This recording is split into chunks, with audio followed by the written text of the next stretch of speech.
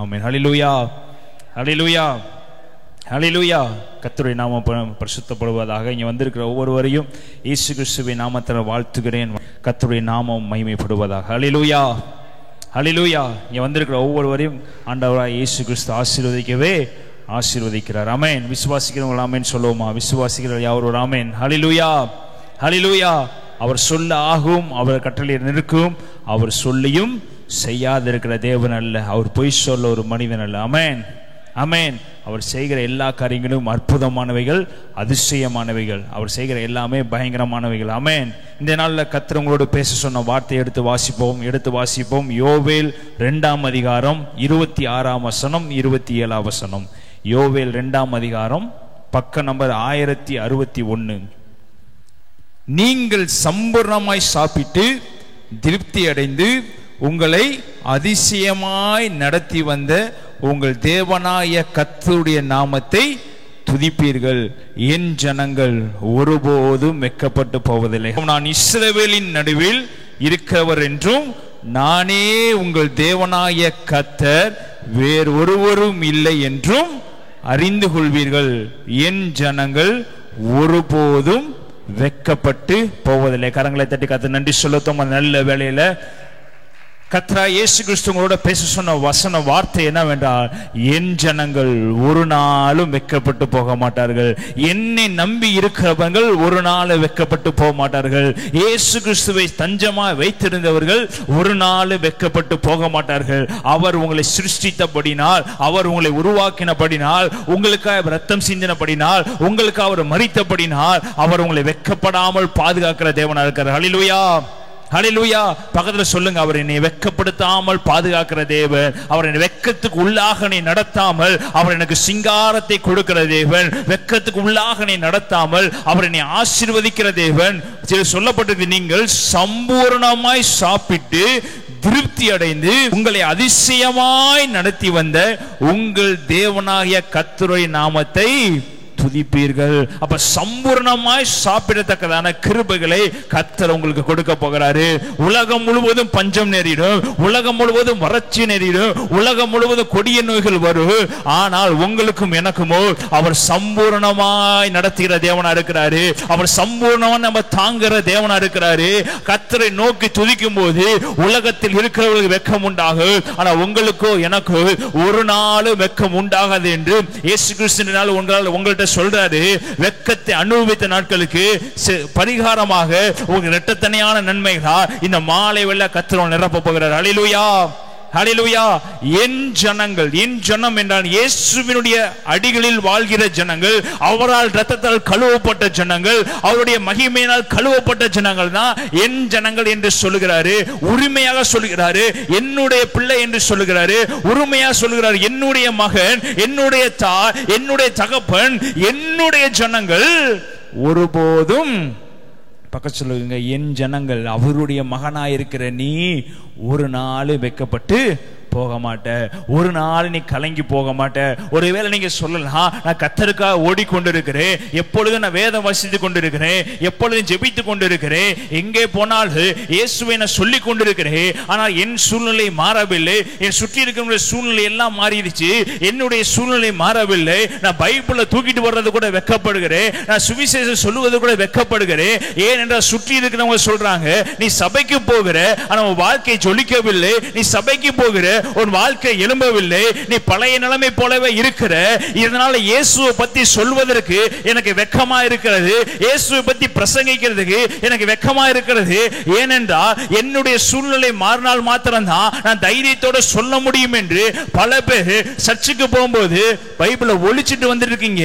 ஏன்னா சாட்சியாய் வெளியே நடக்க முடியாதபடினா, தன்னுடைய வாழ்க்கையில மாற்றங்கள் உண்டாகாதபடினால ஒரு வெட்கம் நம்முடைய வாழ்க்கையில சூழ்ந்து கொண்டிருக்கிறது. பிரியமானவர்களே, ஒரு வெட்க நிமித்தமாக, ஒரு அவமதிப்பின் நிமித்தமாக, ஒரு கண்ணீரின் நிமித்தமாக புறஜாதிகள் மத்தியிலேயும் சுற்றி இருக்கிறவர்கள் மத்தியிலேயும் தலைநிமிர்ந்து வாழ முடியாத சூழ்நிலையில நம்மளை அறியாமல் நம்ம நின்று கொண்டிருக்கிறோம். ஒருவேளை நம்ம பரிசுத்தவான் போல சபைக்குள்ள காட்டிக்கொள்ளலாம், ஆனா சபைக்கு விட்டு வெளியே போகும்போது ஒரு பரிசுத்தவான் போல உங்களால் காட்டிக்கொள்ள முடிகிறதா? ஒரு தைரியசாலி போல உங்களால் காட்டிக்கொள்ள முடிகிறதா? ஒரு பராக்கிரமசாலி போல உங்களால் காட்டிக்கொள்ள முடிகிறதா? நல்ல யோசித்து பாருங்க. யாராலும் அப்படி நடந்து கொள்ள முடியவில்லை என்றா நீங்க வெட்கப்பட்டு கொண்டிருக்க இருக்கிறீங்க. ஆனா கர்த்தர் சொல்கிறாரு, என் ஜனங்களை என்னை வெட்கப்படுத்தாமல் பாதுகாக்கிறவரா இருக்கிறேன். என் ஜனங்கள் ஒரு நாள் வெட்கப்பட்டு போகாதிருப்பார்கள், ஏனென்றால் அவருடைய கரங்களை நான் பிடித்திருக்கிறேன். ஹல்லேலூயா, ஹல்லேலூயா. இப்ப சொல்லுங்க, பாத நீங்க வெட்கப்படுறீங்களா? நீங்க வேதனைப்படுகிறீங்களா? உங்க சூழ்நிலையை பார்த்து நீங்க கவலைப்படுகிறீங்களா? உங்க சூழ்நிலையை மாற்ற ஒருவரால முடியும், அவர் தாங்க இயேசு கிறிஸ்து. ஹல்லேலூயா, ஹல்லேலூயா. உன்னை மாற்ற ஒருவரால முடியும். எந்த பிரச்சனை வந்தாலும் நீ பைபிளை தூக்கிட்டு ஆலயத்துக்கு வருகிறாய் அல்லவா? எந்த பிரச்சனை வந்தாலும் ஞாயிற்றுக்கிழமை தோறும் ஆராதிக்கிறீங்க அல்லவா? எந்த சூழ்நிலை வாழ்க்கையில் நடந்தாலும், எவ்வளவு பெரிய மரணங்கள் வாழ்க்கையில் நடந்தாலும், எவ்வளவு பெரிய போராட்டங்கள் வாழ்க்கையில் நடந்தாலும், எவ்வளவு பெரிய பிரச்சனைகள் வாழ்க்கையில் நடந்தாலும், ஞாயிற்றுக்கிழமை தோறும் கர்த்தரை ஆராதிக்க வேண்டும், கர்த்தரை துதிக்க வேண்டும் என்று யார் முழு இருதயத்தோடு நீங்க வந்து உட்கார்ந்து இருக்கிறீங்களோ, உங்க குடும்பத்தை பார்த்து கர்த்தர் பேசுகிறாரு. உன்னுடைய சூழ்நிலையை பார்த்து இயேசு கிறிஸ்து பேசுகிறாரு. நீங்கள் ஒரு நாளும் வெட்கப்பட்டு போக மாட்டீர்கள். ஹல்லேலூயா. கரங்களை தட்டி நன்றி செலுத்துவோம். நல்ல வேளையில அவரை நோக்கி பார்க்கிற ஜனங்களுக்கு வெட்கம் என்பதே இருக்காது. ஹல்லேலூயா, ஹல்லேலூயா. பக்கத்துல சொல்லுங்க, சம்பூர்ணமாய் சாப்பிட்டு திருப்தி அடைந்து கர்த்தரை நான் துதிக்க போகிறேன். ஹல்லேலூயா. துதிக்கிறவர்களுக்கு மாத்திரம் தாங்க ஆசீர்வாதம் பெருகு. வாயை திறந்து ஆராதிக்கிறவர்கள் மாத்திரம் தாங்க பிரச்சனைகள் ஒளியும். வாயை திறந்து அவரை துதிக்கிறவங்க மத்தியில கர்த்தருடைய நாமம் பகிரங்கமா வெளியரங்கமாகும். ஹல்லேலூயா, ஹல்லேலூயா. பைபிள் இருக்க எல்லாருமே சொல்லித்த எல்லாருமே வெட்கம் இல்லாமல் சொல்லித்தவங்க இல்ல. அவங்களுக்கு எல்லாருக்கும் வாழ்க்கையில ஒரு பிரச்சனை இருந்தது. அந்த பிரச்சனையின் மத்தியில கர்த்தரை நோக்கி யார் யார் பார்த்தாங்களோ, அந்த போராட்டத்தின் மத்தியில கர்த்தரை நோக்கி யார் யார் பார்த்தாங்களோ, அவங்க எல்லாவற்றையும் கர்த்தர் மின்னி பிரகாசிக்கிற ஜுவாலையா கர்த்தர் மாற்றினார். ஹல்லேலூயா, ஹல்லேலூயா, ஹல்லேலூயா. சாதாரணமான ஆளா மாத்தல, யார் அவர் உண்மையை நோக்கி பார்த்தாங்களோ அவங்கள வித்தியாசமான பிள்ளைகளை கர்த்தர் மாற்றினார். விசுவாசிக்க ஒரு ஆமென் சொல்லுவோமா? நல்ல வேளையில ரோமர் 10ஆம் அதிகாரம் 11ஆம் வசனத்தை எடுத்து வாசிங்க. அவரை விசுவாசிக்கிறவன் எவனோ அவன் வெட்கப்படுவதில்லை என்று வேதம். பக்கத்துல சொல்லுங்க, நான் சொல்லல, வேதம் சொல்லுகிறது. அவரை நீ விசுவாசித்தா நீ வெட்கப்பட்டு போகவதே இல்லை. அவரை நம்பி இந்த இடத்துல உட்கார்ந்து இருந்தேனா, உன் கணவனை நம்பி அல்ல, உன் மனைவியை நம்பி இல்ல, உன் குடும்பத்தை நம்பி இல்ல, நாளைக்கு வரப்போற சம்பளத்தை நம்பி இல்ல, நாளைக்கு உன்னை பார்த்துக்குவேன்னு சொல்றவங்களை நம்பி இல்ல, உன் தேவனாய கர்த்தரை விசுவாசித்து, உன் தேவனாய கர்த்தரை விசுவாசிக்கிறவன் எவனோ அவன் வெட்கப்படுவதில்லை என்று எது சொல்லுகிறது? வேதம் சொல்லுகிறது. பக்கத்துல சொல்லுங்க, வேதம் சொல்லுகிறது நீ வெட்கப்படுவதில்லை. ஹல்லேலூயா, ஹல்லேலூயா. கோடான கோடி பணம் உன் வாழ்க்கையில இருந்தாலும், எவ்வளோ பெரிய சந்தோஷம் உன் வாழ்க்கையில இருந்தாலும், எவ்வளோ பெரிய ஆளான இருந்தாலும், ஒரே ஒன்று உன் வாழ்க்கையை பயங்கரமாக சோதித்து விடு, உன் வாழ்க்கையை பயங்கரமான குழியில கொண்டு போய் விடும் என்றால் அது வெட்கம், அது அவமானம். ரெண்டும் ஏதோ ஒரு சூழ்நிலை உங்களுக்குள்ள வந்துச்சுன்னா உங்களால எழும்பி என்ன பண்ண முடியாது, நடக்கவே முடியாது. ஒரு தைரியத்தை உண்டு பண்ணுகிறது என்னன்னா, பரிசுத்த ஆவியானவர் தைரியத்தை உண்டு பண்ணுகிறவர். ஆனா ஒரே ஒன்று மட்டும் நம்ம வாழ்க்கைக்குள்ள வந்துருச்சுன்னா ஒன்றுமே இல்லாமல் ஆயிடுவோம். என்னது? அவமானம், வெட்கம். உலகத்துல எவ்வளவோ கோடீஸ்வரர்கள் இருக்காங்க, ஏதோ ஒரு நியூஸ் அவங்கள பத்தி தவறா போச்சு, வெட்கப்பட்டாங்கன்னா கொஞ்ச நாளைக்கு அவங்களை எங்கேயே பார்க்க முடியாது, டிவிலேயே பார்க்க முடியாது, எங்கேயும் பார்க்க முடியாது, ஓடி ஓடி என்ன பண்ணுவாங்க, ஒளிவாங்க. எவ்வளோ வசதி இருந்தாலும் வெட்கம்னு ஒன்று உள்ள வந்துருச்சுன்னா அவங்க தலை நிமிர்ந்து என்ன பண்ண முடியாது, நடக்கவே. அது எவ்வளோ பெரிய ஆயுதம் யோசித்து பாருங்க. கோடிக்கணக்கான பணம் இருந்தாலும் ஆனா வெட்கம் உன் வாழ்க்கையில் நேரிட்டுச்சுன்னா நீங்க எங்கேயுமே என்ன பண்ண முடியாது, தலை தூக்கி பார்க்க முடியாது. இன்று சொல்றாரு, அந்த வெட்கத்தை நான் சந்தோஷமாய் மாற்ற போடுகிறேன், அந்த வேதனையை நான் சந்தோஷம் மாற்ற போகிறேன். உலக மக்களுக்கு வெட்கம் என்பது மிகப்பெரியதாக இருக்கலாம், ஆனா என்னை விசுவாசிக்கிறவனுக்கு, இயேசு விசுவாசிக்கிறவனுக்கு அந்த வெட்கத்தை அவர் சந்தோஷமாக மாற்றுகிறவராக இருக்கிறார். ஹல்லேலூயா, ஹல்லேலூயா, ஹல்லேலூயா. அவரை விசுவாசிக்கிறவன் எவனோ அவன் வெட்கப்படுவதில்லை என்று வேதம் சொல்லுகிறது.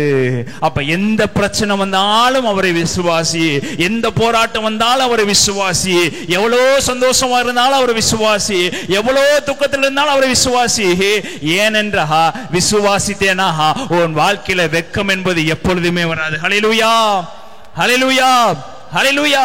நீ ரொம்ப போராடி போய் வெட்கத்தை மீட்க வேண்டிய அவசியம் இல்லை. நீ ரொம்ப போராடி போய் நிரபராதின்னு சொல்ல வேண்டிய அவசியம் இல்லை. நீ ரொம்ப போராடி போய் நீ நல்லவேன்னு சொல்ல வேண்டிய அவசியம் இல்லை. கர்த்தருடைய சமூகத்தில் உட்கார்ந்து இரவு பகலுடைய நாமத்தில் உட்கார்ந்து கர்த்தரை நான் விசுவாசிக்கிறேன் அப்பா பிதாவே என்று அவரை கூப்பிடும் போது உன் சிறையிருப்பை கர்த்தர் மாற்ற வல்லவராக இருக்கிறார். ஹல்லேலூயா, ஹல்லேலூயா, ஹல்லேலூயா.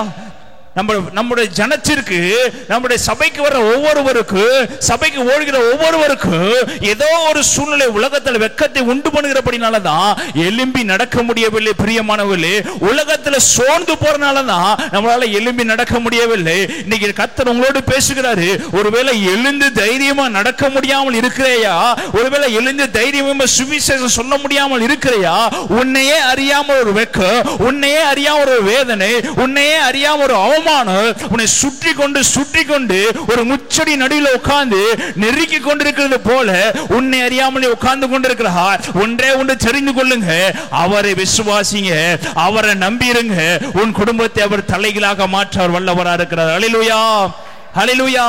அவர் சகலத்தையும் செய்து முடிக்க சொல்லுங்க, அவர் வல்லவராக இருக்கிறார். பக்கத்துல சொல்லுங்க, அவர் சகலத்தையும் செய்து முடிக்க அவர் வல்லவராக இருக்கிறாரு. என் முகத்தை அழகுபடுத்த அவர் வல்லவராக இருக்கிறாரு. என் சாம்பலை சிங்காரமாக்க அவர் வல்லவராக இருக்கிறாரு.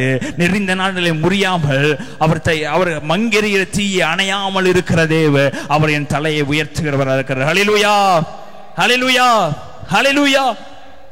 வேலை செய்யற இடத்துல வெட்கப்படுகிறீங்களா? கர்த்தர் உன் தலையை உயர்த்துவாரு. நீ எந்த இடத்துல வைக்க போறீங்களோ அந்த இடத்துல உன் தலையில உயர்த்துவாரு. நீ எந்த இடத்துல அவமானப்படுறீங்களோ அந்த இடத்துல உன் தலையில உயர்த்துவாரு. அதுக்கு ஒரு வசனத்தை எடுத்து வாசிப்போம். செப்பனியா 3ஆம் அதிகாரம் 19ஆம் வசனம். கர்த்தர் என் தலையை எப்படி உயர்த்துகிறவராக இருக்கிறாரு. பக்கம் 1089. ஒரு சத்தமா வாசிப்போம். இதோ, எல்லாம் சத்தமா சேர்ந்து வாசிங்க. இதோ அக்காலத்திலே உன்னை சிறுமைப்படுத்தின யாவரையும் தண்டிப்பேன், உண்டியானவைகளை ரட்சித்து தள்ளுண்டவைகளை சேர்த்துக் கொள்வே, அவர்கள் வெட்கம் அனுபவித்த சகல தேசங்களிலும் அவர்களுக்கு புகழ்ச்சியும் கீர்த்தியும் உண்டாக செய்வேன். ஹல்லேலூயா, ஹல்லேலூயா. பக்கத்துல பார்த்து சொல்லுங்க, சிறையிருப்பு என் வாழ்க்கையில இருக்கு. ஏன்னா சிறையிருப்பு யாருக்கு டக்குன்னு மாறாது. பலவீனம் என் வாழ்க்கையில இருக்கிறது. பலவீனம் என் வாழ்க்கையில சுத்தமா மாற்ற முடியாது. ஏனென்றால் நம்ம இயேசுவை போல அழைக்கப்பட்டிருக்கிறோம். ஆனா அந்த பிசாசம் ஏதோ ஒரு சூழ்நிலையில நம்மளை நொறுக்கி கொண்டுதான் இருக்கிறான், நம்மளை பலவீனப்படுத்தி கொண்டு இருக்கிறான். 24 மணி நேரமும் 7 நாட்களும் 365 நாளும் யாரும் பரிசுத்தமா இருக்க முடியாது. நம் வாழ்க்கையில சிறையிருப்பு எப்பொழுதும் இருந்து கொண்டுதான் இருக்கும். ஆனா அந்த சிறையிருப்பை என் தேவன் மாற்ற வல்லவராக இருக்கிறாரு. அந்த சிறையிருப்பை தேவன் மாற்றி என்னை உயர்ந்த சிங்காசனம் உட்கார வைக்க வல்லவராக இருக்கிறாரு. அவர் சொல்லுகிறாரு, இதோ அக்காலத்தில் உன்னை சிறுமைப்படுத்தின யாவரையும் தண்டிப்பே, நொண்டியானவனை ரட்சித்து தள்ளுண்டவர்களை சேர்த்துக் கொள்வே, அவர்கள் வெட்கம் அனுபவித்த சகல தேசங்களிலும் அவர்களுக்கு புகழ்ச்சியும் கீர்த்தியும் உண்டாக செய்வேன். அடுத்து எல்லாம் சேர்ந்து வாசிங்க. அக்காலத்திலே உங்களை கூட்டிக் கொண்டு வருவேன், அக்காலத்திலே உங்களை சேர்த்துக் கொள்வேன், உங்கள் கண் காண. பக்கத்துல சொல்லுங்க, என் கண் காண. சொல்லுங்க, என் கண். சொல்லுங்க, என் கண் காண. சொல்லுங்க, என் சிறையிருப்பை. சொல்லுங்க, நம்ம வாழ்க்கையில சிறையிருப்பு எல்லாத்துக்குமே என்ன இருக்குது? கடன்ங்கிற சிறையிருப்பு நம்ம வாழ்க்கையில இருக்குது. போராட்டம் என்கிற சிறையிருப்பு நம்ம வாழ்க்கையில இருக்கிறது. நிந்தனை என்கிற சிறையிருப்பு நம்ம வாழ்க்கையில இருக்கிறது. பலருக்கு முன்பாக நிந்திக்கப்பட்ட சிறையிருப்பு என் வாழ்க்கையில இருக்கிறது. பலருக்கு முன்பாக நீ உருப்படவே மாட்டேன்னு சொன்ன சிறையிருப்பு என் வாழ்க்கையில இருக்கிறது. பலருக்கு முன்பாக என்னை கேலியா சிறைத்த சிறையிருப்பு என் வாழ்க்கையில இருக்கிறது. பலருக்கு முன்பாக கையை கட்டி அவமானப்படுத்தப்பட்ட சிறையிருப்பு என் வாழ்க்கையில இருக்கிறது. இப்ப சொல்லுங்க, என் கண் காண என் சிறையிருப்பை என் தேவன் திருப்பி கொண்டிருக்கிறாரு. திருப்பி கொண்டிருக்கும் போது வாசிங்க, அக்காலத்திலே உங்களை சேர்த்து கொள்வே, உங்கள் கண் காண நான் உங்கள் சிறையிருப்பை திருப்பும் போது. சொல்லுங்க, சிறையிருப்பை திருப்பும் போது விசுவாசத்தோடு சொல்லுங்க, என் சிறையிருப்பை திருப்பும் போது பூமியில் உள்ள சகல ஜனங்களுக்குள்ளும் நான் உங்களை கீர்த்தியும் புகழ்ச்சியுமாக வைப்பேன் என்று கர்த்தர் எனக்கு சொல்லுகிறார். ஹல்லேலூயா, ஹல்லேலூயா. அப்ப சிறையிருப்பு என்பது வாழ்க்கையில கண்டிப்பாக என்ன ஆகும்? ஏன்னா வெக்கத்துல இருந்து தாங்க சிறையிருப்பு வருது. நீ எங்க அவமானப்படுத்தப்பட்டனாவே அங்க நீ சிறை பிடிக்கப்பட்டா என்று அர்த்தம். ஒருவேளை அற்புதத்தை காணாமல் சிறைப்பட்டு கண்டிக்கிறாயா? சுற்றி இருக்கும் போது அவமானப்படுத்தப்பட்டு கொண்டிருக்கிறாயா? கர்த்தர் சொல்லுகிறாரு, என் ஜனம் ஒரு நாள் வெக்கப்படுவதை நான் பார்க்க மாட்டேன், என் ஜனங்கள் கண்ணீர் வெடிப்பதை ஒரு நாள் பார்க்க மாட்டேன். ஏனென்றால் அது என் ஜனம். பக்கத்துல சொல்லுங்க, அது யார் ஜனம்? என் ஜனம். அவர் ரத்தத்தினால் கழுவப்பட்ட அவருடைய ஜனம் வெக்கப்பட்டு கொண்டிருக்கிறது அவருக்கு பிடிக்காதுங்க. ஹல்லேலூயா, ஹல்லேலூயா. பக்கத்துல சொல்லுங்க, நீங்க வெக்கப்படுவது இயேசுவுக்கு பிடிக்காது, நீங்க கண்ணீர் வெடிப்பது இயேசுவுக்கு பிடிக்காது, நீங்க வேதனை அணிவிப்பது இயேசுவுக்கு பிடிக்காது. நீங்க சொல்லுங்க, விசுவாசத்தோடு சொல்லுங்க, அவரை நீங்க விசுவாசிங்க.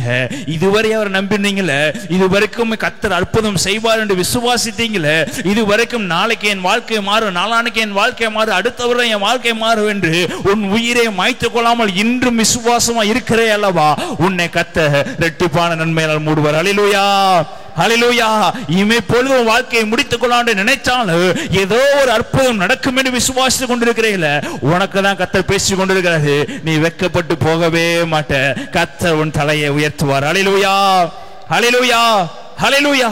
அவர் செய்ய வல்லவர். பக்கத்துல சொல்லுங்க, அவர் செய்ய வல்லவர், அவர் செய்து முடிக்க வல்லவராய் இருக்கிறார். இன்னொரு வசனத்தை எடுத்து வாசிப்போம். 1 கொரிந்தியர் 1:27 கர்த்தர் நம்மளை எப்படி தெரிந்து கொள்கிறார் என்று பார்ப்போம். ஞானிகளை வெட்கப்படுத்தும்படி தேவன் உலகத்தில் பைத்தியமானவர்களை தெரிந்து கொண்டார், பலம் உள்ளவைகளை வெட்கப்படுத்தும்படி தேவன் உலகத்தில் பலவீனமானவைகளை தெரிந்து கொண்டார். ஹல்லேலூயா, ஹல்லேலூயா. இப்போ வெட்கப்படுகிறவர்கள் எல்லாமே பலம் உள்ளவர்களா பலவீனர்களா? சொல்லுங்க. வெட்கப்பட்டு அனுபவிக்கிறவங்களா யாரு? கர்த்தருக்குள் கர்த்தருடைய நாமத்தை ஏற்றுக்கொண்டு வெட்கத்தை அனுபவிக்கிறவங்களா யாருங்க? பலவீனமானவர்கள். அவங்கள பார்த்து கர்த்தர் சொல்றாரு, ஞானிகளை வெட்கப்படுத்தும்படிக்கு தேவன் உலகத்தில் பைத்தியமான என்னை அவர் தெரிந்து கொண்டிருக்கிறார். ஹல்லேலூயா, ஹல்லேலூயா. உங்களை தெரிந்து கொண்டதுக்கு நோக்கம் உண்டு.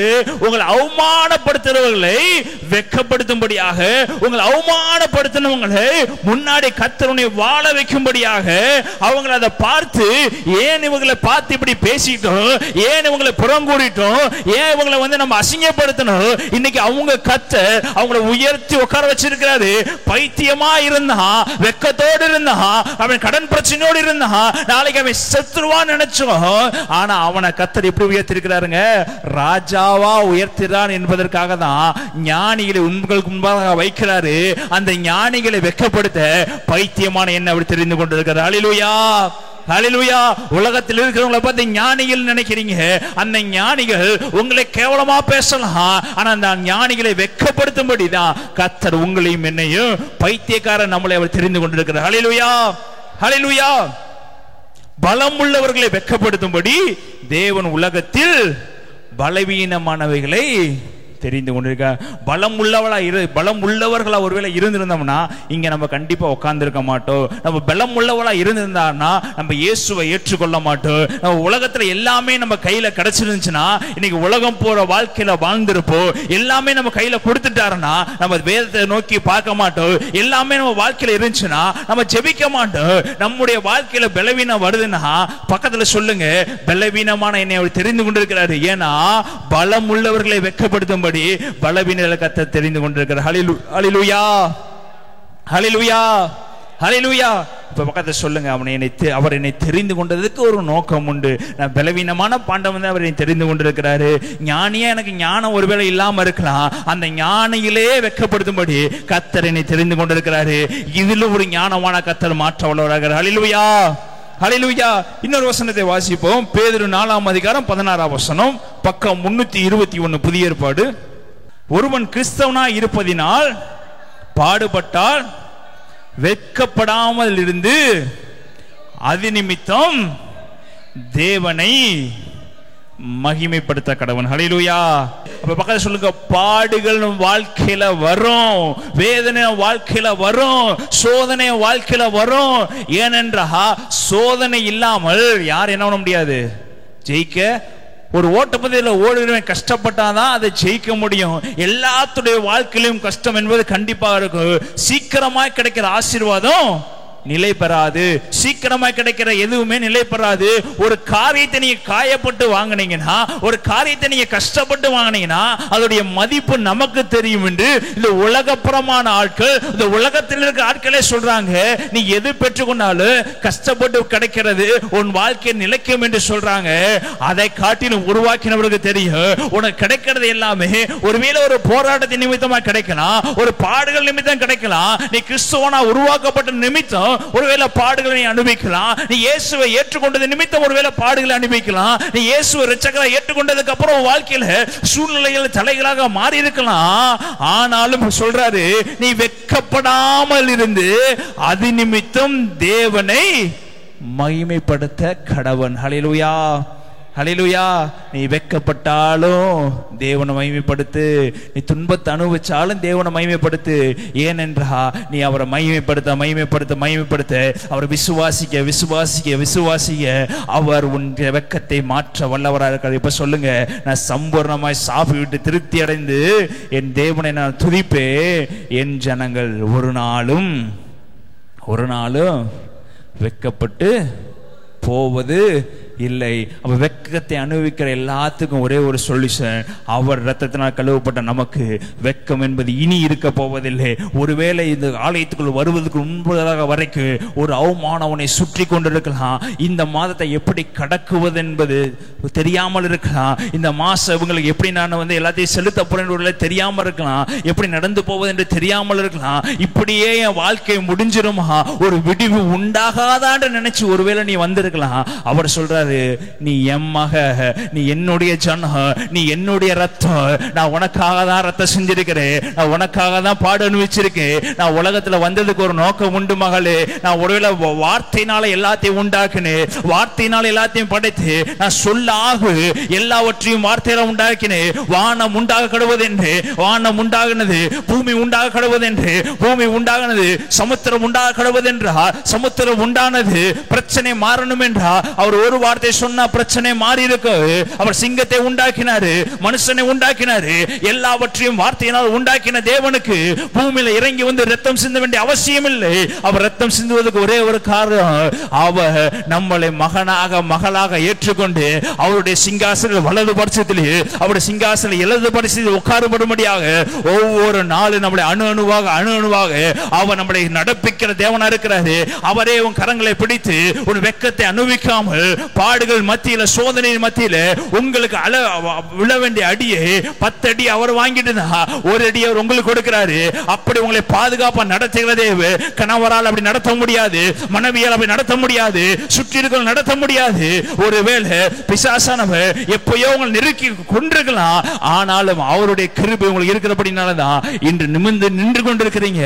அதுதான் உங்களை வெட்கப்படுத்த அவங்களோட பாதுகாக்கிறார். ஹல்லேலூயா, ஹல்லேலூயா, ஹல்லேலூயா. எவ்வளவோ நாட்கள் முன்பதாக வெட்கப்பட்டு அவமானப்பட்டு இருந்திருக்கணும். ஆனா ஒவ்வொரு நாள் அவர் என்னை தூக்கி கொண்டே இருக்கிறார். ஹல்லேலூயா, ஹல்லேலூயா, ஹல்லேலூயா. வேதத்துல ஒரு அருமையான மனிதன் இருக்கிற, எடுத்து வாசிப்போம். யோபு 30ஆம் அதிகாரம் 1ஆம் வசனம். யோபு 30ஆம் அதிகாரம் 1ஆம் வசனம். நீங்க சொல்லலாம், ஒருவன் கிறிஸ்துவுக்குள் இருந்தால் பாடுபட்டால் வெட்கப்படாமல் இருந்து அது நிமித்தம் தேவனை எப்படி மகிமைப்படுத்துவாது என்று ஒருவேளை எழுதப்பட்டிருக்குது.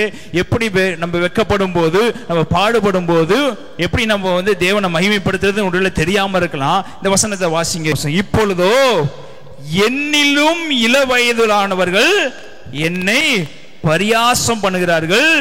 இவருடைய பிதாக்களை நான் என் மந்தையை காக்கும் நாய்களோடு வைக்கவும் கூட வெட்கப்பட்டிருப்பேன். அப்போ யோபோட நிலைமையை பாருங்க. யோபுவை யார் அசிங்கப்படுத்துறா?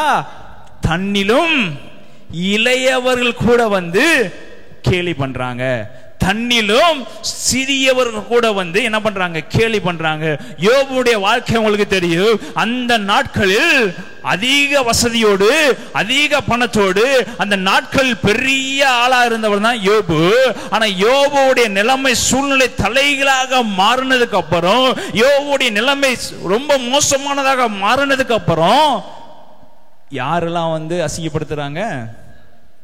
சொல்லுங்க, யோபுட்ட யாரெல்லாம் அடைக்கலம் தேடி வந்தாங்களோ, யோபுட்ட யாரெல்லாம் காசு வாங்கி சந்தோஷமா வாழ்ந்தாங்களோ, யோபுக்கு முன்னாடி யாரெல்லாம் வந்து கையை நீட்டி நின்னாங்களோ, அவங்கெல்லாம் என்ன பண்றாங்க சொல்லுங்க, அசிங்கப்படுத்துறாங்க.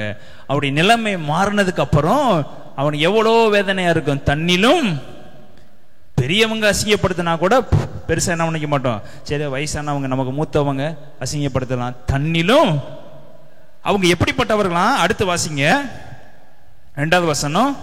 விருந்தா பிரியத்தினாலே பலனற்ற போன அவர்கள் கைகளில் எனக்கு என்ன உதவியாயிருந்தது? குறைச்சலினாலும் பசியினாலும் அவர்கள் வாடி வெகு நாளாய் பாலும் வெறுமையுமான அந்தர வெளிக்கு ஓடி போய் செடிகளுக்குள் இருக்கிற தலைகளை பிடுங்குவார்கள். காட்டு பூண்டுகளின் கிழங்குகள் அவர்களுக்கு ஆகாரமாய் இருந்தது. அவர்கள் மனுஷரின் நடுவில் இருந்து துரத்தப்பட்டார்கள். கல்லனை துரத்துகிறது போல் கல்லன் கல்லன் என்று அவர்களை துரத்தி விட்டார்கள். இப்போ வந்து அவரை அசிங்கப்படுத்துறது யாருன்னா, எல்லா ஜனங்களாலையும் துரத்தப்பட்டு ஓடி ஒளிவதற்கு இடமில்லாமல் கல்லன் கல்லன் என்று ஓடி போய் குறைச்சலினாலும் பசியினாலும் அவர்கள் பாடி வெகு நாளாய் பாலும் வெறுமையுமான அவாந்தர வெளிக்கு ஓடி போய் செடிகளுக்குள் இருக்கிற தழலை பிடுங்குவார்கள். காட்டு பூண்டுகளின் கிழங்குகள் அவர்களுக்கு ஆகாரமாக. இவ்வளோ கீழ்த்தரமா இருந்தவங்க யாரை கலாய்க்கிறாங்க சொல்லுங்க? யோபுவை பார்த்து. இப்போ நம்ம ஒருத்தங்க அசிங்கப்படுத்தினா அவங்களுக்கு ஒரு தராதரம் பார்ப்போம். இவங்க நம்ம அசிங்கப்படுத்தினா ஓகே, இவன்லாம் நம்மளை அசிங்கப்படுத்துறானேன்னு சொல்லி நமக்குள்ளே ஒரு வெக்கம் உண்டாங்க. பார்த்துருக்கீங்களா? இவன்லாம் வந்து பேசுற அளவுக்கு என் நிலைமை என்ன ஆயிடுச்சு, அவனுடைய பின்னணி எழுதப்பட்டிருக்கு. இப்படிலாம் இருந்த என்னுடைய வாசப்படிக்க கூட தகுதி இல்லை. அவன் எழுதப்பட்டிருக்கு 1ஆம் வசனம். பிதாக்களை நான் என் மந்தையை காக்கும் நாய்களோடு வைக்க கூட வெக்கப்பட்டிருப்பேன். என்னுடைய வீட்டில் இருக்க நாய்களோட இவங்க வைக்கிறது கூட நான் வெக்கப்படுவேன். இப்படிப்பட்டவன் வந்து என்ன பண்றான் சொல்லுங்க? அப்ப யோபோட நிலைமை எப்படி இருந்திருக்கும்? நாய்கள் நிற்கிற இடத்துல கூட வந்து அவர்களை வைக்கிறதுக்கு நான் வெக்கப்படுவேன். அப்படி மோசமா எல்லாராலும் துரத்தப்பட்டு கல்லன் கல்லன் சொல்றவங்க யாரை வந்து அசிங்கப்படுத்துறாங்க? 1ஆம் வசனம். இப்பொழுதோ என்னிலும் இள வயதானவர்கள் என்னை பரியாசம் பண்ணுகிறார்கள். அப்போ யோபோட நிலைமை யோசித்து பாருங்க, எப்படிப்பட்ட நிலைமைக்கு போயிட்டாரு. இதுதாங்க வெக்கம், இதுதாங்க அவமானம், இதுதாங்க பரியாசம். ஆனால் யோபு கர்த்தரை ஒருபோது விட்டு விடவில்லை. ஹல்லேலூயா, ஹல்லேலூயா. யோபோட ஒரே ஒரு வார்த்தை என்ன தெரியுமா? கர்த்தர் கொடுத்தார், கர்த்தர் எடுத்தார். கர்த்தருடைய நாமத்துக்கு எல்லாரும் பரியாசம் பண்ணாங்க. எனக்கு பிரச்சனை இல்லை, இவங்க ஒண்ணுக்குமே ஆகாதவங்க, இவங்க பரவாயில்ல பரியாசம் பண்ணட்டும், இவங்க என்னுடைய வாசப்படிக்கு வர்றதுக்கு தகுதி இல்லை, பரவாயில்ல பரியாசம் பண்ணட்டும், இவங்க எப்படிப்பட்டவர்களா இருந்தாலும் பரவாயில்ல பரியாசம் பண்ணு, பரியாசம் பண்ணு, எவ்வளவு வேணா பரியாசம் பண்ணு. நான் வெக்கப்படுன்னு நினைக்கிறாயா, நான் வேதனைப்படுன்னு நினைக்கிறாயா, நீ பரியாசம் பண்ணதான் கர்த்தர் ஒரு ஸ்டெப்ல இருந்து இன்னொரு ஸ்டெப்புக்கு, அந்த ஸ்டெப்ல இருந்து இன்னொரு ஸ்டெப்புக்கு அவரை நீ உயர்த்தி கொண்டே போறாரு. இது அவனுக்கு தெரியல, இது அவர்களுக்கு தெரியல. ஆனா இவ்வளோ வேதனையில உட்கார்ந்து இருக்க யோபுக்கு தெரியும், என்னுடைய இள வயதா இருக்கிற நீலானே பரியாசம் பண்ற நிலைமை உட்கார்ந்து வச்சிருக்கிறல்ல. ஆனா இது நிரந்தரம் அல்ல மகளே, இது நிரந்தரமான மகனே. இன்று ஒருவேளை வேதனை வாழ்க்கையில் இருக்கலாம், இது நிரந்தரம் அல்ல. நாளைக்கு கர்த்தனை ராஜாவாய் உட்கார பண்ணுகிறவர். ஹல்லேலூயா, ஹல்லேலூயா. நாள் ஒன்று வரும், யோசித்து எழுதி வைத்துக் கொள்ளுங்க. நாள் ஒன்று வரும், என்னை அவர் வெட்கப்படுத்தாமல் நடத்துகிறவரா இருக்கிறார். ஹல்லேலூயா, ஹல்லேலூயா. இது மட்டும் நடந்தது. எடுத்து வாசிப்போம். யோபு 2ஆம் அதிகாரம் 7ஆம் வசனம் வாசிப்போம். அப்பொழுது சாத்தான் கர்த்தருடைய சந்நிதியை விட்டு புறப்பட்டு யோபின் உள்ளங்கால் தொடங்கி அவன் உச்சந்தலை மட்டும் கொடிய பருக்களால் அவனை வாதித்தான். அவன் ஒரு ஓட்டை எடுத்து தன்னை சுரண்டி கொண்டு சாம்பலில் உட்கார்ந்தான். அப்பொழுது அவன் மனைவி அவனை பார்த்து, நீர் இன்னும் உம்முடைய உத்தமத்திலே உறுதியா நிற்கிறாயோ, தேவனை தூஷித்து ஜீவனை விடும் என்றாள். அதற்கு அவன், நீ பைத்தியக்காரி பேசுகிறது போல் பேசுகிறாய், தேவன் கையில் நன்மையை பெற்ற நாம் தீமையும் பெற வேண்டுமோ என்றான். இவைகள் எல்லாவற்றிலும் யோபு தன் உதடுகளினால் பாவம் செய்யவில்லை. எழுதப்பட்டிருக்கிறது 2ஆம் அதிகாரம். 1ஆம் அதிகாரத்தில் அவன் ஆடு மாடுகள் இழந்து போனான், தன் பிள்ளைகளை இழந்து போனான், எல்லாம் ஆயிடுச்சு. பிசாசானவன் தேவனிடத்துல போயிட்டு நீங்க எல்லாத்தையும் அழிச்சாலும் அவனுடைய உள்ள உடல்ல ஏதாவது ஒரு பருக்களை கொண்டு வந்தா தான் அவன் உயிரை தவிர எல்லாம் என்ன எடுத்துக்கின்ற கர்த்தர் சொல்றாரு. உடல் முழுவதும் பிசாசானவன் யோபுவுக்கு என்னத்தை உண்டு பண்ணுகிறான்? பருக்களை உண்டு பண்ணுகிறான். இப்போ இந்த மனைவியா இருக்கிறவளுக்கு பிள்ளைகள் இறந்தது பெருசா தெரியல, ஆடு மாடுகள் போனது பெருசா தெரியல, அதற்கெல்லாம் துக்கப்பட்டாள் என்று எழுதப்படவில்லை, அதற்கெல்லாம் வேதனைப்பட்டாள் என்று எழுதப்படல, ஆடு மாடுகள் போனதற்காக வேதனைப்பட எழுதப்படல. ஆனால் யோபுக்கு பருக்களால் நிறைந்து ஓட்டை எடுத்து சுரண்டி கொண்டிருக்கும் போது அவளுக்கு என்ன வந்துருச்சு? அவள் ஒருவேளை நினைச்சிருக்கலாம், பிள்ளைகள்லாம் போச்சுன்னா கூட திரும்ப என்ன பண்ணிக்கலாம், பெற்றுக்கொள்ளலாம் என்று அவளுக்கு ஒரு எண்ணம் இருந்திருக்கலாம். ஒருவேளை போயிட்டு போது இருந்திருக்கலாம். ஆனா தன்னுடைய கணவனே நிலைமை உருக்குலைந்து போனதுக்கு அப்புறம் இனி நீ வாழ்ந்தா என்ன, செத்தா என்ன, நீ இவ்வளவு தூரம் இருந்து என்ன யூஸ், நீ தேவனை தூசித்து. அவன் நினைச்சிட்டா இதுக்கப்புறம் இவனை நம்பி என்ன இல்லை பிரயோஜனம், இது போனா கூட கணவனை வைத்து இதை பிள்ளைகளை பெற்றுக்கொள்ளலாம் நினைக்கலாம். இப்ப பிள்ளைகளை பெற்றுக்கொள்ள முடியாத ஒரு நிலைமை என்ன ஆயிடுச்சு? உடல் முழுவதும் ஓட்டை எடுத்து சுருண்டி கொண்டு வரனால என்ன பண்ண முடியாது, ஒன்றும் செய்ய முடியாது. இதற்கப்புறம் வாழ்க்கை இல்லை, செத்தாவாத நம்முடைய வேற வாழ்க்கையை பார்த்துக்கொள்ளலாம் என்று ஒரு கட்டத்தில் மனைவியும் கணவன் என்ன பண்ணா, தூசித்து வைக்கப்பட்டா. இந்த சூழ்நிலை நம்ம வாழ்க்கையில வந்திருக்கா சொல்லுங்க? கர்த்தர் நம்மளை எப்படி உட்கார பண்ணுங்க பாருங்க, அவர்களை காட்டிலும் நம்முடைய மேலானவர்கள். ஹல்லேலூயா, ஹல்லேலூயா, ஹல்லேலூயா. எந்த சூழ்நிலையில உன் குடும்பமோ உன் கணவனோ பிள்ளைகளோ உன்னை விட்டு கொடுக்காமல் இருக்கிறாங்களே, அது கர்த்தர் உங்களுக்கு கொடுத்த ஈவுங்க, அது கர்த்தர் உங்களுக்கு நடத்தின பாதைங்க. அவர் உங்களை உண்டாக்கி இருக்காருனா, அது உங்களோட சேர்த்திருக்கிறாருனா, இப்படிப்பட்ட ஆளுக்கு இப்படிப்பட்டவங்களுக்கு தான் வைக்கணும் என்று கர்த்தர் நம்மளை சேர்த்து வைத்திருக்காரு. சோர்ந்து போகும் போது அவங்களை தட்டி எழுப்பும்படியா கர்த்தர் நம்மளை என்ன பண்ணியிருக்காரு, உருவாக்கி இருக்கிறாரு. ஒருவேளை யோபுவின் மனைவி போல ஒரு சூழ்நிலை வந்தா நம் கணவனை பார்த்து என்ன சொல்லுவோம், நம் மனைவியை பார்த்து என்ன சொல்லுவோம்? சொல்ற 2ஆம் அதிகாரம் தான். ஒரு 10 அதிகாரம் போய் அவருடைய சகோதரர்கள் அவனுடைய நண்பர்கள் கூட, அது கீழ் வசனம் வாசித்தீங்கன்னா அவருடைய நண்பர்கள் கூட ஒரு 7 நாள் தலையில தூசியை போட்டு 7 நாள் வந்து உட்கார்ந்து இருக்கிறாங்க. ஆனா மனைவி 7 நாள் என்ன பண்ணவில்லை, உட்கார. அது கீழ் வசனத்தை வாசன் நண்பர்கள் கூட, இந்த நண்பர்கள் கூட யோபுடைய நிலைமையை பார்த்து பரிதாபப்பட்டு கண்ணீர் வடித்து அழுது புலம்பி எத்தனை நாள் உட்கார்ந்தாங்க? அந்த நாத்தத்துல 7 நாள் உட்கார்ந்து இருந்தாங்க. ஆனா மனைவியால ஒரு நாள் கூட இங்க எழுதப்படல. பருக்கள் வந்த கொஞ்ச நிமிஷம், எத்தனை வசனம்? 2ஆம் வசனத்துல என்ன, 5ஆம் வசனம் வாசிங்க, 6ஆம் வசனம். அப்பொழுது கர்த்தர் சாத்தானை நோக்கி, இதோ அவன் உன் கையில் இருக்கிறான், ஆகிலும் அவன் பிராணனை மாத்திரம் தப்பிவிடு என்றார். அப்பொழுது சாத்தான் கர்த்தருடைய சன்னதியை விட்டு புறப்பட்டு யோபின் உள்ளங்கால் தொடங்கி அவன் உச்சத்தலை மட்டும் கொடிய பருக்களால் அவனை வாதித்தான். தன் ஓட்டை எடுத்து தன்னை சுரண்டி கொண்டு சாம்பலில் உட்கார்ந்தான். இது எவ்வளவு நேரம் நடந்திருக்கும் சொல்லுங்க? இது எவ்வளவு நேரம் நடந்திருக்கும்? சடனா வருது, பருக்கள் வந்துருச்சு. அடுத்த நிமிஷம் அவன் என்ன பண்றான், குடல் கொப்பளம் வெடிக்கிறத பார்த்து ஓட்டை எடுத்து, இது எவ்வளவு நேரம் நடந்திருக்கும்? fraction of second. ஒரு 5 நிமிஷம், 10 நிமிஷம், ஒரு அரை மணி நேரம், இல்ல 1 மணி நேரம், இல்ல ஒரு நாள், half day வச்சுக்கோங்க. அந்த half day கூட தன் மனைவியால் பொறுக்க முடியவில்லை. ஹல்லேலூயா, ஹல்லேலூயா, ஹல்லேலூயா. உங்க அழகை பார்த்து தாங்க எல்லாருமே இருப்பாங்க. அந்த அழகு போயிடுச்சுன்னா ஒருத்தர் கூட பக்கத்துல இருக்க முடியாது. உன் கூட இருக்கிறவர் இயேசு கிறிஸ்து மாத்திரம்தான். உன் கூட இருந்த ஒரு பிதாவாகிய தேவன் மாத்திரம்தான். அந்த நண்பர்கள் கூட தூரத்தில் உட்கார்ந்து 7 நாள் உட்கார்ந்து இருந்தாங்க.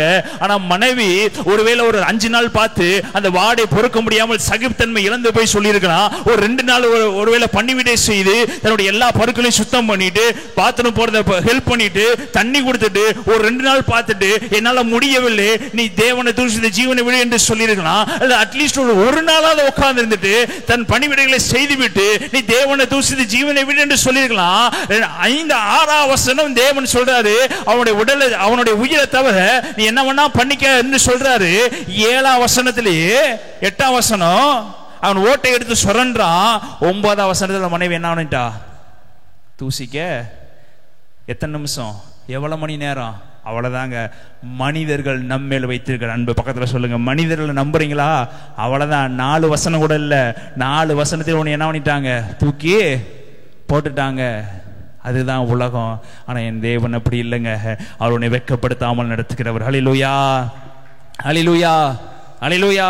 இன்னைக்கு இருக்கிறவங்க கூட யோபுவோட மனைவியை கட்டியில் இன்னைக்கு இருக்கிறவங்க எவ்வளவோ பரவாயில்ல. ஒரு வாரம் டாக்டர்கிட்ட வச்சு பார்க்குறாங்க, முடியலைங்களா டியூப் என்ன பண்ணி விட்டுருங்க, பிடுங்கி விட்டுருங்க, என்ன பண்ணுறாங்க, கருணை கொலை பண்ணிருக்கேன்னு சொல்லி ஒரு வாரம் பார்க்குறாங்க, 2 வாரம் பார்க்குறாங்க, இல்லாட்டி ஒரு 10 நாளாவது என்ன பண்ணுறாங்க.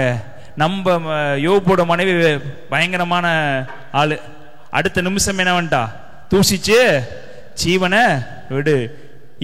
இப்படி ஆட்களை தான் கர்த்தர் என்ன பண்ணியிருக்காரு, யோபுக்கு என்ன பண்ணியிருக்காரு. இப்படி ஜனங்களும் நம்ம வாழ்க்கையில் என்ன பண்றாங்க, ஒரு செகண்ட்ல மாறுகிற ஜனங்களும் வாழ்க்கையில் இருக்கிறாங்க. மலை போல நம்பினவங்க ஒரு செகண்ட்ல திரும்புற ஆட்களும் இதற்கு உதாரணமா தான் யோபுடைய மனைவி எழுதி வச்சிருக்கிறாரு. ஒரு செகண்ட் தான். நீ நினைச்சிருப்பீங்க மலை போல நம்பிருக்கீங்க, ஒரு நிமிஷத்துல உனக்கு தெரியாது என்று தூக்கி விட்டு போகிற ஜனங்கள் இருக்கிறாங்க. அதுக்கு தான் கர்த்தர் சொல்றாரு. அதுக்கு யோபு சொல்றான், தேவனிடத்தில் நன்மை மாத்திரம் பெற்றுக்கொண்டு நம்ம தீமையை பெற்றுக்கொள்ள வேண்டாமா? பைத்தியக்காரி போல பேசுகிறே. எப்படி பேசுகிறா, பைத்தியக்காரி போல. இதை தாங்க பேதுரு எழுதியிருக்கிறாரு. பேதுரு சொல்றாரு, நான் பாடு அனுபவிச்சாலும், நான் பாடுபட்டாலும் நான் தேவனை என்ன பண்ணுவேன், துதிப்பேன். எப்படிங்க பாடுகளை மத்தியில் தேவனை துதிக்க முடியும்? இதுதாங்க ஒரு பேதுரு 4 அதிகாரம் 1 Pétரு 4:11, ஒருவன் கிறிஸ்தவனாய் இருப்பதினால் பாடுபட்டால் வெட்கப்படாமல் இருந்து அது நிமித்தம் தேவனை. யோபு என்ன பண்ணாரு சொல்லுங்க, ஏதோ வேணும்னாரு, வெக்கப்பட்டு தான் இருந்தான். ஆனா அந்த நேரத்துல பாடுபட்டு வெக்கப்பட்ட யோபு கர்த்தர் என்ன பண்ணினா மகிமைப்படுத்தினா. பைத்தியக்காரி போல பேசுற, நீ வேணா போ, எங்கேயோ போய்க்க, யாரோட வேணா வாழ்ந்துக்கோ, பிரச்சனை இல்லை. ஆனா எனக்கு என்ன நடந்தாலும், எந்த பிரச்சனை எனக்கு வந்தாலும், எனக்கு பக்கத்துல ஒருத்தர் உட்கார்ந்து இருக்கிறாரு. உன் கண்ணு அவரை பார்க்கல, ஆனா என் கண்ணு அவரை பார்க்குது. அவரை நடத்துவா, அவனை தாங்குவா, அவரை தூக்குவா, அவரை சுமப்பார் என்று விசுவாசத்தோடு உட்கார்ந்த யோபு. கர்த்தர் யோபுடைய வார்த்தைக்கு கீழ்ப்படிந்தாரு. கர்த்தர் யோபு உன்னிப்பா பார்த்து கொண்டிருக்காரு. பிசாசுக்கு வெட்கம் உண்டாயிருச்சு. இப்போ இயேசுவை பிதாவை வெட்கப்படுத்தும்படி பிசாசன் அவன் இறங்கி வந்தான். அவனுடைய நோக்கம் முழுவதும் என்னன்னா, யோபு எப்படியாவது என்ன பண்ண வெட்கப்படுத்தியே ஆக வேண்டும் என்று நினைச்சான். மனைவி நிமித்தம் என்ன பண்ணிட்டான், வெட்கப்படுத்திட்டான். ஆனா தேவனுக்கு முன்பாக யோபு வெட்கப்படுத்தவே முடியவில்லை. தேவனுக்கு முன்பாக யோபு மறுதளிக்கவே வைக்க என்ன பண்ண முடியவே இல்லை. வெட்கத்தை உண்டு பண்ண நினைத்து வந்த பிசாசனவன் வெட்கப்பட்டு ஓடி போனான். ஹல்லேலூயா. உங்களை யாரு வெட்கப்படுத்த வந்தாங்களோ பக்கத்துல சொல்லுங்க, எந்த பிசாசு வெட்கப்படுத்த வந்துச்சோ அதே பிசாசு வெட்கப்பட்டு யாருங்க ஜெயக்கொடி பிடிப்பா, என் தேவன் ஜெயக்கொடி பிடிப்பார். ஹல்லேலூயா, ஹல்லேலூயா, ஹல்லேலூயா. டார்கெட் பண்ணி வந்தது யோபுவை என்னவாது செய்தாவது தேவனை மறுதலிக்க வைக்க வேண்டும் என்று நினைத்து வந்தான். பிதாவாகிய தேவன் சொன்ன, நீ என்ன வேணாலும் செஞ்சுக்க, நீ தான் வெட்கப்பட்டு போவ. நீ எப்படிப்பட்ட பிரச்சனை பிள்ளைகளுக்கு கொடு, கடைசியில் நீ தான் வெட்கப்பட்டு போவ. எப்படிப்பட்ட போராட்டத்தை பிள்ளைகளுக்கு கொடு, கடைசியில் நீ தான் வெட்கப்பட்டு போவ. குடும்பத்தில் சண்டை உண்டாக்குறியா, நீ என்ன வேணா உண்டாக்கு, கடைசியில் தேவன் அவர்களை சமாதானப்படுத்தி ஒன்று சேர்த்து உன் தலையை நசுக்கி போடுவார். ஹல்லேலூயா. நீ குடும்பத்தில் என்ன வேணா போராட்டத்தை கொண்டு வா, கடைசியில் நசுங்க போடுது பிசாசோட தலை மாத்திரம் தான். உன்னை வெட்கப்படுத்தினவங்க மாத்திரம் தான் தலை நசுங்கி போவாங்க ஒழிஞ்சிய நீங்களும் நானும் ஒரு நாள் வெட்கப்பட்டு போக மாட்டோம். ஹல்லேலூயா, ஹல்லேலூயா, ஹல்லேலூயா. யோபுவை தன்னிலும் இளையவர்கள் வந்து அவமானப்படுத்தினார்கள். யோபு கர்த்தரை நோக்கி பார்த்தாரு. தம் மனைவியை கொண்டு பிசாசனை ஏவி விட்டு பார்த்தான். ஆனா யோபு என்ன பண்ணல, எதற்கும் அசையாமல். நீ பேசுறியா, சுரண்டிக்கிட்டே இருப்பேன், அதான் வேலை, பரவாயில்ல, என்ன பண்ணுவேன், ஓட்டை எடுத்து நீ பேசுறியா, இந்த பக்கம் பேசுற, இந்த பக்கம் என்ன பண்ணிட்டு போறேன், சுரண்டிட்டு போறேன். நீ பைத்தியக்காரி தான், நீ பிரச்சனை, நீ போராட்டமானவ தான், நீ ஆவிய சோர பண்ணவர் தான். அது எனக்கு தேவையில்ல. என்னை உண்டாக்கினேன் தேவனை நோக்கி நான் பார்க்கிறேன், என்னை படைத்தேன் தேவனை நோக்கி பார்க்கிறேன். நான் சுரண்டுவதை அவர் பார்த்து கொண்டிருக்கிறாரு, நான் கண்ணீர் ஒடிப்பதை அவர் பார்த்து கொண்டிருக்கிறாரு, தண்ணிலும் இளையவனை அவமானப்படுத்துறதை பார்த்து கொண்டிருக்கிறாரு. இவன்லாம் வந்து பேசுற அளவுக்கு என் மகன் அவ்வளவு சோம்பரி அல்ல, என் மகன் அப்படி விட்டுட்டு போறவன் அல்ல என்று சொல்லி தேவனே இறங்கி வந்து அற்புதம் செய்வார். ஹல்லேலூயா, ஹல்லேலூயா. அவமானப்படுத்தலாம் எழுதி வைங்க, உங்களை வெட்கப்படுத்தலாம் எழுதி வைங்க, உங்களை கேவலப்படுத்தலாம் எழுதி வைங்க, உனக்கு எவ்வளவு பணம் தெரியல எழுதி வைங்க. இரட்டத்தனையான நன்மையில கர்த்தர் உங்களுக்கு கொடுக்க வல்லவராக. ஹல்லேலூயா. தேடி வந்து உங்களுக்கு அவர் கொடுக்கிறவரா இருக்கிறாரு. உங்களுக்கு தேவைகளை அவர் சந்திக்கிறவரா இருக்கிறாரு. எத்தனை வருஷம் உங்களுக்கு தாமதமாகுதோ அத்தனை வருஷத்தை எழுதி வைக்க ஆரம்பிங்க. அத்தனை வருஷத்துக்கு பதிலாக அவர் ஈடாக இரட்டத்தனையா கொடுக்கிற தேவனா இருக்கிறார். ஹல்லேலூயா, ஹல்லேலூயா, ஹல்லேலூயா. ஆபிரகாம் அழைச்சாரு, நான் காண்பிக்கிற தேசத்துக்கு போ, ஒரு தாய் தாப்பனை விட்டுட்டு நான் காண்பிக்கிற தேசத்துக்கு போ என்று ஒரே ஒரு வார்த்தை தான் விசுவாசித்தான். ஆபிரகாம் போல ஒரு விசுவாசம் யாருக்குமே இல்லை.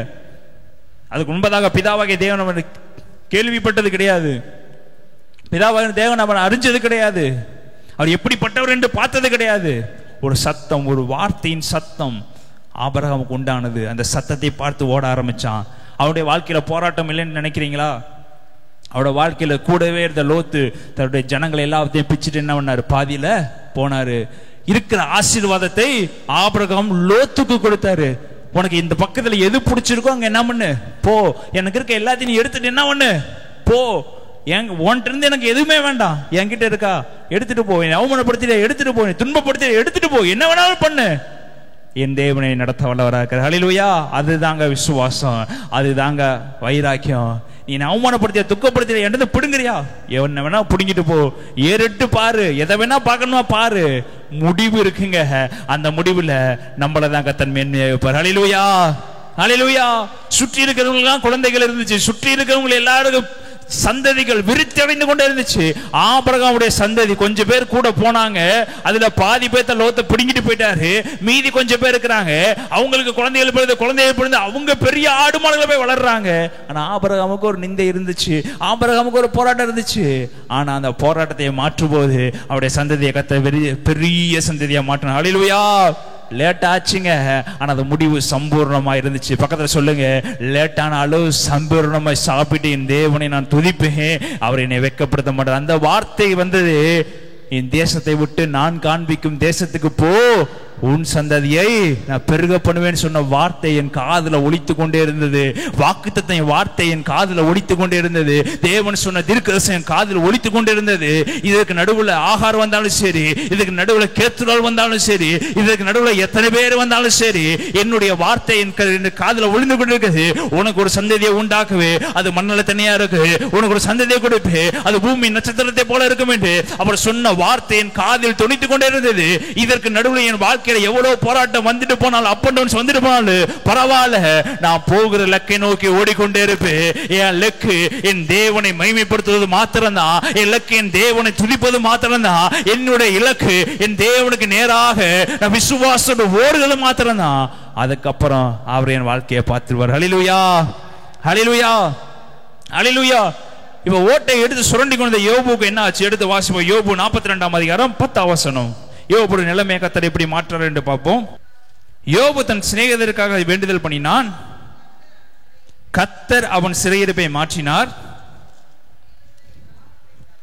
யோபு முன்னிருந்த எல்லாவற்றை பார்க்கிலும் இரட்டத்தனையா கர்த்தர் அவனுக்கு தந்தளினார். ஹல்லேலூயா, ஹல்லேலூயா, ஹல்லேலூயா. இப்போ ஓட்டை எடுத்து சுரண்டி கொண்டிருந்த யோபு, தன் மனைவியால் அவமானப்படுத்தப்பட்ட யோபு, தன்னிலும் சிறியவர்கள் அவமானப்படுத்தப்பட்ட யோபு, தன் சகோதரர் அவமானப்படுத்தப்பட்ட யோபு, இவர்கள் மாத்திரம் அவமானப்படுத்தப்பட்டிருப்பாங்களா? அந்த ஊர்ல இருக்கிற எல்லாரும் அவமானப்படுத்தி இருப்பாங்க. அத்தனை பேருக்கு முன்பதாகவும் யோபு கர்த்தர் மேல் விசுவாசம் வைத்திருந்து, அவர் சகலத்தையும் செய்ய வல்லவர், அவர் செய்ய நினைத்து தடைபடாது, என் தலைவர் உயர்த்த வல்லவராக இருக்கிறாரு, நான் சோதிக்கப்பட்ட பின் பொன்னா விளங்குவேன், ஆனாலும் கர்த்தனை சோதிக்கிறாரு, என் சோதனை ஒரு நாள் என்ன விளங்கு? பொன்னா விளங்கும். என் மீட்பர் உயிரோடு இருக்கிறாரு, அவர் சாகவில்லை, என்னை உருவாக்கினவர் சாகவில்லை, என்னை படைத்தவர் சாகவில்லை, என்னை படைத்தவர் கண்ணிருந்து பார்க்காம இருக்கல, அவர் என்னை படைத்தவர் என்னை பார்த்துட்டு பார்க்காம இல்ல. ஒரு நாள் வரும், அந்த நாள் எனக்கு இரட்டிப்பான நன்மையால் நிரப்புவார். ஹல்லேலூயா, ஹல்லேலூயா. விசுவாசம் தோற்று போனதா? அவன் பட்ட அவமானம் தோற்று போனதா? அவன் பட்ட வேதனைகள் தோற்று போனதா? என்ன 2ஆம் அதிகாரத்திலிருந்து 42ஆம் அதிகாரம் வந்திருக்கு, அவ்வளவுதான். எத்தனை அதிகாரம்? 2ஆம் அதிகாரத்திலிருந்து 42, ஒரு 40 அதிகாரம் தாண்டி இருக்கு, அவ்வளவுதான். அந்த 40 அதிகாரத்தில் உள்ள இருக்கிற பாடுகள், 40 அதிகாரத்தில் உள்ள இருக்கிற வேதனைகள், 40 அதிகாரத்தில் அவன் தேவனை மகிமைப்படுத்தினது எல்லாம் மிகவும் ஆழமானவைகள். நீங்க வாசித்து பார்த்தீங்கன்னா தெரியும். 40 அதிகாரம் அவனுக்கு துக்கம் வேதனை தான். ஆனா அந்த 42ஆம் அதிகாரத்துல கர்த்தர் அவன் தலையை உயர்த்தினாரு. முன்னிருந்ததை காட்டிலும் 2 மடங்கா கர்த்தர் பின் இருக்கிறவர்களை ஆசீர்வதித்தாரு. அதே மனைவி திரும்பவும் தேடி வந்தா. யாரு தூசித்து ஜீவனை விடு என்று சொன்னாலோ அவள் திரும்பவும் ஓடி வந்தா, திரும்பவும் ஓடி வந்து பிள்ளைகளை பெற்றுக்கொண்டா. ஆனா யோபுடைய முன்னிலைமை பின்னிலைமை மிகவும் ஆசீர்வதிக்கப்பட்டது. ஹல்லேலூயா, ஹல்லேலூயா. நல்லா இருந்தான், பிசாசனால் வெக்கத்துக்குள்ள போனா, வெக்கத்துக்குள்ள போய் தேவனை விசுவாசித்தான், தேவனை நம்பினா. அந்த பாடு மகிமையின் பாடு, வெக்கத்தின் பாடு, திரும்ப இரட்டத்தனியான மகிமையின் படா மாற்றப்பட்டது. ஹல்லேலூயா. இதுதாங்க பாடுபடும் போது, வெட்கப்படும் போது தேவனை துதிக்க ஆரம்பிங்க, தேவனை விசுவாசக்க ஆரம்பிங்க, அவர் பேரில் பற்றுதா இருக்க ஆரம்பிங்க. அப்படி ஆரம்பிச்சிட்டீங்கன்னா உன் வாழ்க்கையை அவர் தலைகீழா மாற்ற வல்லவரா இருக்கிறாரு. ஒருவேளை உலகம் கொடுக்கிற சின்ன பாடுகளை நீ சோர்ந்து போய் உட்கார்ந்து அதவே யோசித்து கொண்டு இருந்தீங்கன்னா உன் வாழ்க்கையில எழும்பவே முடியாத பிரியமானவர்களே. இந்த உலகம் கொடுக்கறதெல்லாம் சின்ன சின்ன பாடுகள் தான். பெரிய பாடுகள் கொடுத்தா நம்ம தாங்க மாட்டோம் தெரிஞ்சுதான். அவர் உன் வாழ்க்கையில கொடுக்கிற பாடுகள் சின்ன பாடுகள் தான். அது உன்னால மேற்கொண்டு போக முடியும். ஆனா மேற்கொண்டு போகாமல் நம்ம சோர்ந்து போய் நம்ம ஆத்மாவை இழந்து போய் எழும்ப முடியாமல் ஒரு சூழ்நிலை உட்கார்ந்து இருக்கிறோம். பல நாள் போனதுக்கு அப்புறம் நம்ம வாழ்க்கையில் ஒரு மாற்றம் உண்டாது. பழையபடி பைபிள் படிக்க முடியவில்லை, பழையபடி ஜெபிக்க முடியல, பழையபடி ஆராதிக்க முடியவில்லை. சபைக்குள்ள போயிட்டு பழையபடி நம்ம கையை தட்டி ஆராதிக்கும். இதெல்லாம் எங்க வருது? போராட்டம், பாடு, அப்படியே பிசாசன கொஞ்சம் கொஞ்சமா தேவனிடத்திலிருந்து உன்னை பிரிச்சு உன் வெக்கத்தை உண்டு பண்ணி கொண்டு இருக்கிறான். எப்பொழுதுமே தேவனுக்கும் உங்களுக்கு இருக்க கேப்பை எந்த இடத்துல விட்டு கொடுக்காதீங்க. யாரு வந்தாலும் விட்டு கொடுக்காதீங்க. எப்படிப்பட்ட ஆள் வந்தாலும் விட்டு கொடுக்காதீங்க. கணவன் வந்தாலும், மனைவி வந்தாலும், பிள்ளைகள் வந்தாலும் உங்களுக்கும் தேவனுக்குள்ள உறவு சீரா இருந்துச்சுன்னா வெக்கம் வாழ்க்கையில ஒரு நாள் வராது. ஹல்லேலூயா, ஹல்லேலூயா, ஹல்லேலூயா. என்ன நடந்தாலும் நான் தேவனை துதிப்பேன், என்ன நடந்தாலும் என் தேவனை சோத்தரிப்பேன். அன்னாள் என்பவள், எல்கானாக்கு 2 மனைவிகள். அன்னாள் என்பவள், அவளுக்கு என்ன இல்லை, குழந்தைகள் இல்லை. ஆனா கூட இருக்கவளுக்கு என்ன இருந்துச்சு? குழந்தைகள் இருந்தது. ஆனா அண்ணாள் எல்கானாவோட பார்த்து அழுகிறா, இல்லைன்னு சொல்ல. அடுத்து அவளுக்கு தெரிஞ்சது ஒரே இருந்தா, என்ன வேதனை வந்தாலும் பரவாயில்ல, என்ன பாடல் வந்தாலும் பரவாயில்ல, என் தேவனுடைய சமூகத்தில் முழங்கால் படிடுவே, என்னுடைய ஆலயத்தில் போய் முழங்கால் படிடுவே. என் வெக்கத்தை என் கணவன்ட்ட சொன்னால் அங்க ஒன்னும் நடக்க போவதில்லை, கூட இருக்கவள்கிட்ட சொன்னால் ஒன்னும் நடக்க போவதில்லை, ஜனங்கள் நடந்தாலும் ஒன்னும் நடக்க போவதில்லை. என் கணவன்ட்ட போய் நான் தொங்கினாலும் தேவன் ஆசீர்வதிக்கா விட்டா எதுவுமே எனக்கு வராது. ஆசீர்வதிக்கிற ஒருவர் தான், என்னை உயர்த்துகிற ஒருவர் தான், என் தலையை என்னை அபிஷேகம் ஒருவர் தான் என்னுடைய கண்ணீரை கொண்டு போய் என் தேவனுடைய ஆலயத்தில் வைப்பேன் என்று சொல்லி அங்க இருக்க போதகர்கள் கூட தெரியவில்லை. அன்னால் எதற்காக அழுகிறாள் என்று தெரியவில்லை. என்னுடைய பாடுகளை சுமக்க ஒருவரால் மாத்திரம் தான் முடியும்னா அந்த ஒருவர் தாங்க இயேசு கிறிஸ்து. அவளுக்கு தெரிஞ்சிச்சு, என் பாடுகள் என் கணவன்கிட்ட சொன்னா புரிய வைக்க முடியாது. என் கணவன்கிட்ட போய் நான் சொல்லுகிறேன், என் குழந்தைகளே சட்டையை பிடிச்சு நான் கெஞ்சுக்கிறேன். அவ சொல்ற, நீயே எனக்கு ஒரு குழந்தையா தான் இருக்கிற, நீயே எனக்கு மகிமையானவளா இருக்கிற, ஒன்றுமில்லை, அதை யோசிக்காத, கவலைப்படாத என்று சொல்லுகிறாரு. இல்ல இல்ல இல்ல, தேவன் எனக்கு வைத்திருக்கிறாரு, அது மகிமையுள்ளதாக வைத்திருக்கிறாரு. இந்த தாட்டு இவருக்கு புரியவில்லை. ஏனென்றால் அவனுக்கு இன்னொரு மனைவி இருக்குது. ஒருவேளை அதில் அவன் யோசித்து போயிருக்கலாம். என்னுடைய வேதனை அறிந்த ஒருவர் மாத்திரம் தான், என் துக்கத்தை அறிந்த ஒருவர் மாத்திரம் தான், இதற்கு சொல்யூஷன் வேற எங்கேயுமே கிடையாது. தேவாலயம் மாத்திரம் தான். என்னுடைய வேதனையை கொட்டுகிற தேவாலயம் மாத்திரம் தான், என் கவலையை கொட்டுகிற தேவாலயம் மாத்திரம் தான். உலகத்தை பார்த்த, கணவனை பார்த்து, சுற்றி இருக்கவங்களை பார்த்தோம்னா ஒரு நாளும் எழும்ப முடியாது. பிரியமானவர்களே, நீ கர்த்தர் உங்கள்ட்ட சொல்றாரு, எது நடந்தாலும் நீ கர்த்தரை மகிமைப்படுத்து. யார் கைவிட்டாலும் கர்த்தரை மகிமைப்படுத்து, எந்த சூழ்நிலையிலும் கர்த்தரை மகிமைப்படுத்து. இதுக்கு ஒரு பெஸ்ட் எக்ஸாம்பிளா தான் யோபு திகழ்ந்தா. இதுக்கு ஒரு பெஸ்ட் எக்ஸாம்பிளா தான் ஆபிரகாம் நடந்தாரு. எல்லாவற்றிலும் தேவனை மகிமைப்படுத்தினார். ஹல்லேலூயா, ஹல்லேலூயா. சகரியா என்பவன் அப்படிப்பட்டவன் தான், சாதாரணமான ஆள் இல்ல. எல்லாரும் தேவாலயத்துக்குள்ள என்ன எடுக்கிறாங்க? தூபம் காட்டுகிற சீட் எடுக்க போறாங்க. தூபம் காட்டுகிற சீட் எடுக்கிறவங்க தனக்கு குமாரர்கள் இருந்தா மாத்திரம் தான் அந்த இடத்துல பங்கு பெறுவாங்க. ஏனென்றா தூபம் காட்டுற சீட்டு அவருக்கு அடுத்து இருக்கிற ஸ்தானத்தில் இருக்கிற பிள்ளைகளுக்கு தான் வரணும். தனக்கு பிள்ளை இல்லை, பரவாயில்ல, என் தேவனுக்காக தூபம் காட்டுவேன், என் தேவனுடைய சமூகத்தில் போய் நான் ஆராதிப்பேன், என் தேவ சமூகத்தில் போய் நான் துதிப்பேன் என்று சொல்லி தேவனுடைய சமூகத்தில் போய் சீட்டை பெற்றுக்கொண்டா. சீட்டு சகரியாவின் மேல் விழுந்தது. ஹல்லேலூயா, ஹல்லேலூயா. எவ்வளவு பேரு அடுத்த இந்த இடத்துல நான் அந்த பொசிஷன்ல நான் தான் வர வேண்டும் என்று சொல்லி தூபம் காட்டுற இடத்துக்கு போறாங்க, சீட்டு போடுறாங்க. யாருக்கு தூபம் காட்டுற சீட்டு விழுகும் என்று அது சகரியாக விழுந்தது. அவன் விசுவாசத்தோட தேவ சமூகத்தில் தூபம் காட்டுகிற சீட்டை வாங்க தான் போனா. அவன் பிள்ளை வாங்குற சீட்டை பெற்ற போகவில்லை. அவனுடைய நென்ன போல நான் தேவனை துதிக்கணும், தேவனை மகிமைப்படுத்தணும், தேவனுடைய ஆலயத்தை அவருக்கு உதவி செய்யணும், அவருடைய வார்த்தையில் நான் பிரசங்கிக்க வேண்டும் என்று ஒரே ஒரு எண்ணத்தோடு அவன் ஆலயத்துக்குள் பிரவேசித்தான். ஆனா என் தேவன் அவருடைய எண்ணத்தை பார்த்து அவர் சொல்றாரு, உன்னில் பிறப்பவன் கர்த்தருக்கு முன்பதாக அவன் கடந்து போவான். பிதாவாகிய இயேசு கிறிஸ்து முன்பதாக அவருடைய வார்த்தையை சொல்லுகிறவனாக ஒரு பெரிய தீர்க்கதரிசி நடந்து போவான். அவன் தாங்க யோவான் சொன்னாங்க. அதே அண்ணால் தேவனுடைய சமூகத்தில் உட்கார்ந்து தன்னுடைய கண்ணீரை ஊற்றினாள் அல்லவா, தன்னுடைய வேதனை ஊற்றினாள் அல்லவா, தன்னுடைய கவலையை ஊற்றினாள் அல்லவா, அந்த ஊற்று கண்கள் தேவனுடைய மகிமையை பார்த்தது. தேவன் அந்த மகிமையை பார்த்தா தன் உள்ளத்தை எல்லாவற்றையும் தேவனுடைய சமூகத்தில் திறந்தாள் அல்லவா.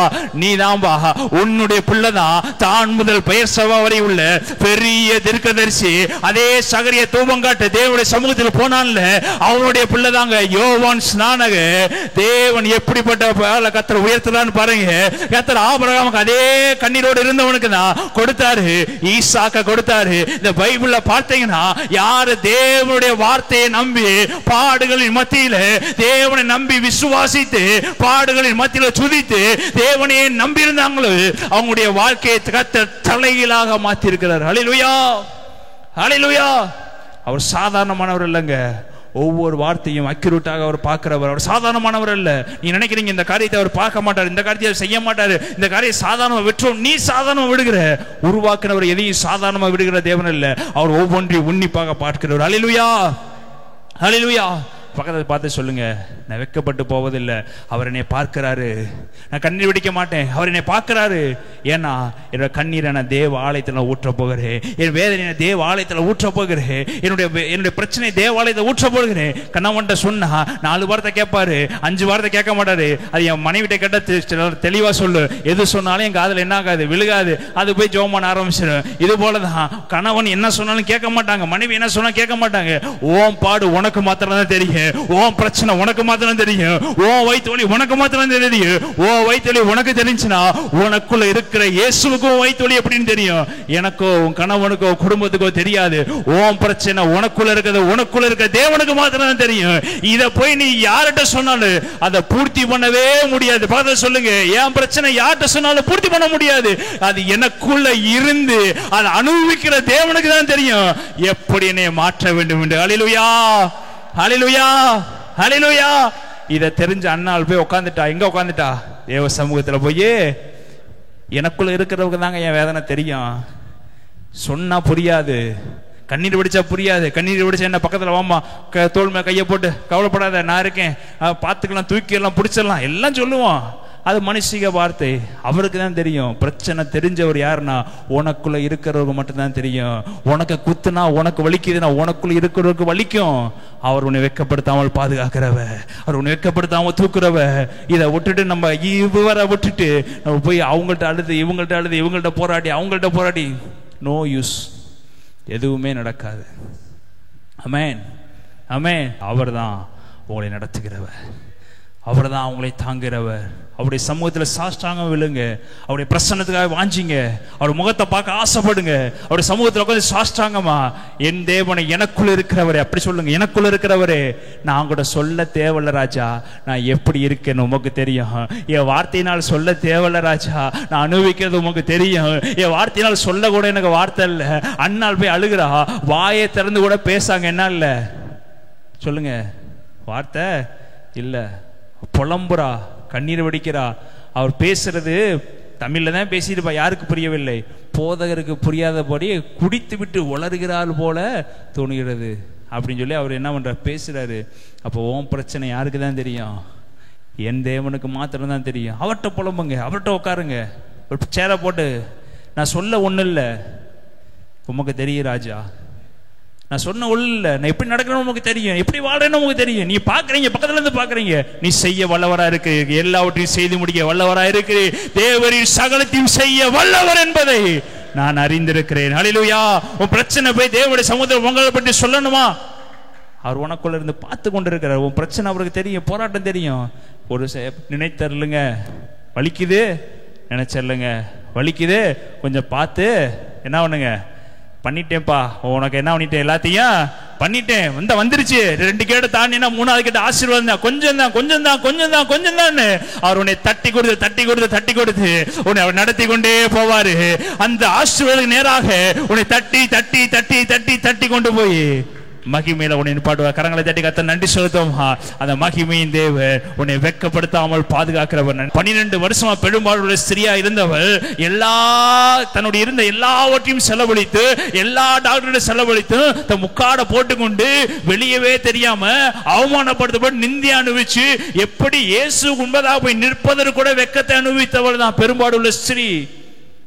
சீசருக்கு முன்பதாக போவதற்கு வெக்கம், சுற்றி இருக்கிற போவதற்கு வெக்கம். திட்டு உள்ளவள், பக்கத்தில் வராத, பக்கத்தில் வராத, எல்லாரும் என்ன பண்ணிடுவாங்க, துரத்தி விடுவாங்க. அப்ப எப்படிப்பட்ட அவமானத்தை சந்திருப்பாள் அவ. இந்த அவமானத்தை பார்க்க மாட்டாம தான் அவளுக்கு தெரிஞ்சிருச்சு, யாரு போனாலும் என்னை முன்னாடி என்ன பண்ண மாட்டாங்க, விட மாட்டாங்க, என்னைய பார்த்தாவே திருட்டு உள்ளவன் என்னை துரத்திடுவாங்கன்னு சொல்லி முக்காட்டை போட்டுக்கொண்டு எல்லாவற்றையும் போட்டுக்கொண்டு யாருக்கும் தெரியாமல் போய் அப்படி என்ன வந்துடுறா துட்டுட்டு.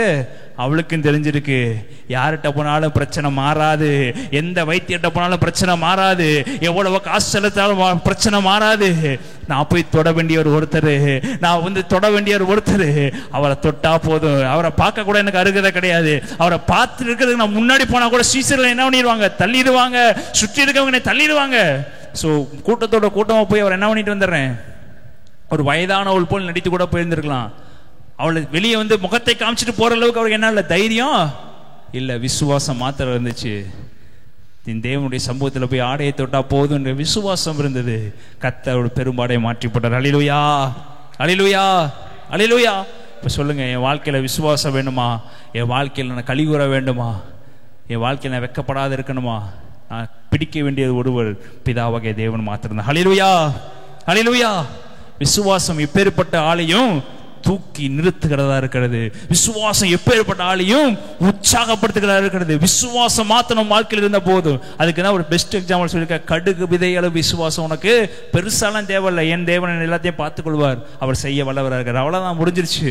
அவர் எல்லாத்தையும் செய்து முடிச்சிருவார். என்ன அந்த பாடுகள் மத்தியில் அவன் தோளில் கையை போட்டு அவ்வளோதான்ப்பா வந்துருச்சு, இவ்வளோதான்ப்பா வந்துருச்சுன்னு அவர் உனக்கு ஒவ்வொரு நாளும் தன் இருதயத்தில் உனக்கு என்ன இருக்கிற புதிய புதிய காரியங்களை ஊற்றுகிறவராக இருக்கிறார். அல்லேலூயா, அல்லேலூயா. இப்ப சொல்லுங்க, அவர் இல்லைனா இன்னைக்கு நம்ம யாருமே இல்லை. அவர் இல்லைன்னா யாருமே இங்க உட்கார்ந்துருக்க முடியாது. அவர் என்னை நடத்துகிறார். அல்லேலூயா, அல்லேலூயா. அவர் இல்லைன்னா இவ்வளவு பெரிய அவமானங்களை, இவ்வளவு பெரிய பாடலை சுமந்து கொண்டு இங்க உட்கார்ந்துருக்கோம் நம்ம அல்ல. என்னைக்கோ விட்டுட்டு என்ன பண்ணிருப்போம், போயிருப்போம்.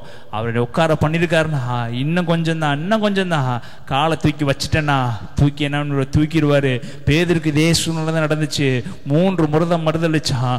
3 முறை போய் அவளுக்கு முன்பதாக தைரியமா நின்று இவர் என் தேவன் என்று சொல்வதற்கு வெட்கப்பட்டு கொண்டு அவன் மறுதளிச்சு ஒரு ஓரத்தில் உட்காந்து மனம் கசந்து அழுதான். என்ன பெயர் சொல்லி அழைச்சாரு, நான் இங்கேயோ மீன் பிடிச்சிட்டு இருந்தேன், பேதுருவே வா என்று சொன்னாரு.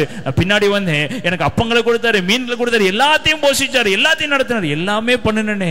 கடைசியில் ஒரு எதிராளியை பார்த்து, கடைசியில் ஒரு பெரிய ஆளை பார்த்து, அது ஒரு பெண்ணை பார்த்து என்ன பண்ணிட்டேன், இவனை அறியேன் என்று சொல்லி, சத்தியமா தெரியாது என்று சொல்லி என்ன பண்ணிட்டேனே, இவ்வளோ காரியத்தை செய்து இப்படி சொல்லிட்டேனே சொல்லி மனம் கசந்து வெட்கப்பட்டு இயேசுவை பார்க்க கூட முடியாம வெட்கப்பட்ட அழுதான். அதே பேதுரு, நீங்க ஜீவாதிபதியை கொலை செய்தீர்கள், அதுக்கு நான் சாட்சியா இருக்கேன்னு சொல்லி சப்பானிய பார்த்து, வெள்ளிய பொண்ணு என்கிட்ட இல்ல, எழுந்து நட என்று சொல்லி அத்தனை விதம் முன்னாடி சொல்றான். அன்னைக்கு எனக்கு தைரியம் இல்ல, அன்னைக்கு நான் வெக்கத்தானு வச்சேன். ஆனா அந்த இயேசு உயிரோடு இருந்து வந்து என்னுடைய வெக்கத்தை அவர் மாற்றிட்டாரு. அவர் உயிரோடு எழுந்து வந்து, உனக்கு என்னோட அதிகாரத்தை உனக்கு கொடுக்கிறேன், நீ கை வைக்கிற இடங்களிலேயே, உன் நிழல் பட இடங்களிலேயே, நீ சுவிசேஷம் சொல்ற இடங்களிலேயே அற்புதங்களை செய்வேன் என்று சொல்லி அவர் என்னக்குள்ள வந்துட்டாரு. அப்ப இயேசு தனியா இருந்தாரு, பேதுரு தனியா இருந்தாரு, பேதுரு பாவத்துக்குள்ள விழுந்தாரு, பேதுரு மறுதளிச்சாரு. ஆனா அவர் உயிரோடு எழுந்ததுக்கு அப்புறம் பேதுருக்குள்ள எப்ப இயேசு உள்ள வந்தாரு, இப்ப தைரியம் வந்துருச்சு.